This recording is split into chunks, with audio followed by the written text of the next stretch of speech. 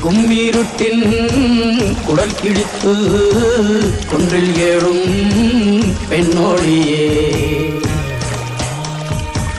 கோபம் கொண்டு பிடித்தால் கொப்பரிக்கும் காளியம்மா உன் கண் சிவந்து பார்த்தால் போகும் துரோகியும் கத்தி உழுந்து போகும் அம்மா ஓவியத்தில் உன்னை பார்த்தால் அதே உன் உள்ளத்தை காட்டும் அம்மா